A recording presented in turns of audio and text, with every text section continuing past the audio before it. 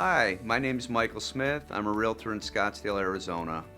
I often get asked questions about real estate, and today's question is about home value.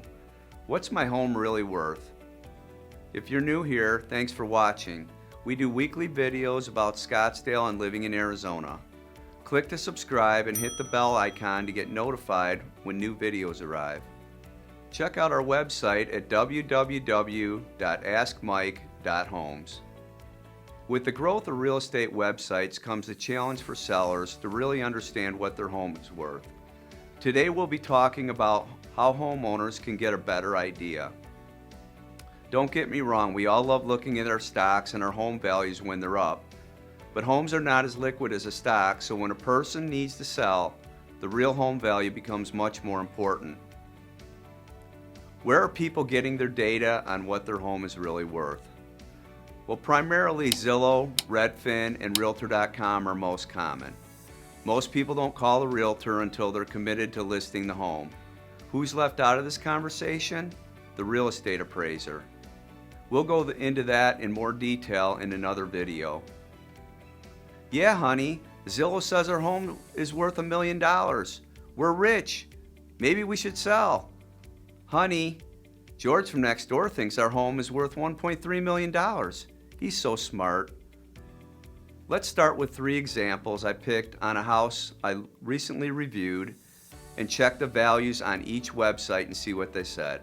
Zillow had the home at $958,000, Redfin at $876,000, and Realtor.com at $1.1 million.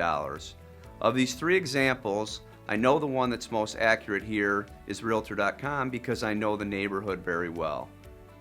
Next time it could be a Zillow Z estimate or Zestimate that's more accurate. It's a toss-up. From the low to the high, there's a huge difference. We're talking $142,000 to be exact. Everyday homeowners fret over paying a real estate commission, trying to get the most for their home, and disagreeing over the pricing. When the truth is, the true value of the home is what a buyer is willing to pay for it. Not just any buyer, the buyer that's qualified to buy that home. Oftentimes a homeowner believes these websites over the true professional opinion, including my own mom. Homeowners often think the realtors are underpricing their home because of these websites. There was even a lawsuit in Chicago over a Z estimate or Zestimate. Or did you hear the story about the CEO of Zillow selling his home for $1 million less than the value on his website? It's crazy. So why do these values vary, and how does a realtor narrow it down? First off, they don't use Zillow, Redfin, or those other websites because they've never visited the home. They've never walked into the neighborhood. They've never shopped at the local store. In fact, the person doing the estimate's not even a person. It's a computer. The big websites have all been trying for years to come up with a system that can get more accurate home values, but they still struggle. Again, look at the difference we discussed, over 10%.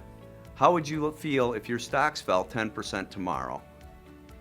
Next is the comps or comparable homes. Each algorithm picks up different homes for their valuation. You look at the home comparables that they use. It can work for you or it can work against you. They don't know if the neighborhood next to you was a totally different neighborhood than yours or not. They've never been to your neighborhood. Third, what about the condition of the home? When Zillow computer looks at a home, do they add or subtract for condition? The smells, the pet stains? What about the location in the community? What about the landscaping? In Scottsdale, it's not uncommon to spend $20,000 to $100,000 just on landscaping. The bottom line is that their value is based on general information, kind of like the difference between adding and subtracting versus calculus. It's apples and oranges. So how do realtors do it different? First, we start with the items that are most similar homes, in the same neighborhood, with the same floor plan, same location, same square footage, same bedrooms, same baths, same market conditions, as some neighborhoods sell quicker than others. Same time of the year, as homes sell for more or less during different seasons. In Arizona, for an example, you'll get a better price on a house probably summer. In the winter's a better time to sell. Chicago's just the opposite. Nobody's looking for a home in the snow. Now agents pick the homes that meet the criteria closest and they start adding and subtracting from the recent sales. Agents do not use active listings because your neighbors can ask whatever they want for their home. They don't really affect it. Only sold listings are used, and the agents don't normally go back more than 3 months, trying to get the most recent comparables. Once the agent narrows it down, they give a suggested list price. They know that a home that is overpriced will sit on the market longer, and the longer it sits, the lower the final sales price is going to be. Homes that sit on the market over 30 days normally see a price cut as high as 10% before they actually sell. Days on the market for a home is like a stale loaf of bread at the store. It's going to be reduced to sell before it expires. Remember, agents work for free until they sell a home, and they're paid on a sales price, so they want the highest price for the sellers. They know that if they do a good job, the sellers are going to refer them to other sellers, and that's how they pay their bills. So what should a seller do when they're ready to sell? First, look at those sites for sold listings in their neighborhood or most comparable to their home. Edit the site comparables as much as possible.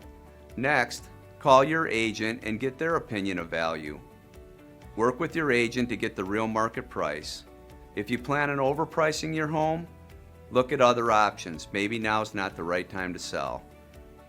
I always ask my clients if they want to go view the current homes for sale in the neighborhood to look at their competition, and most often they say no. Why? Maybe they don't really want to know. Every seller pretty much has a price at which they'll sell their home. It just depends on if the buyers agree with the sellers. Do I ever suggest bringing in an appraiser for a third opinion? Yes, I do. I think paying an appraiser can often be a good investment for sellers who have done improvements or are pushing the comparables. Just remember that the buyer cannot use your appraisal when purchasing the home. I've done this several times to get my clients the highest price. Why? Because when you hire an appraiser, he will look out for value differently than the buyer's bank appraiser. Our appraiser is going to give us an unbiased opinion before a purchase contract is presented. The buyer's appraisal is looking at the contract and trying to make sure that the buyer doesn't overpay for this home and the bank doesn't overloan the money. There have been many times when I've used an appraiser for my clients to get a big return on the money spent on the appraisal by getting more in purchase price or value. In summary, knowing the real price of your home only matters when you're ready to sell. It's fun looking at home values as they grow. Get serious when you're ready to sell. It's a large investment that will be maximized when you do the right things. Price to sell equals sold. If you like this information or have any questions, please reach out to us. Hit the subscribe button for our weekly videos and ring the bell to get notified when new videos are released. Thanks again. Have a great day.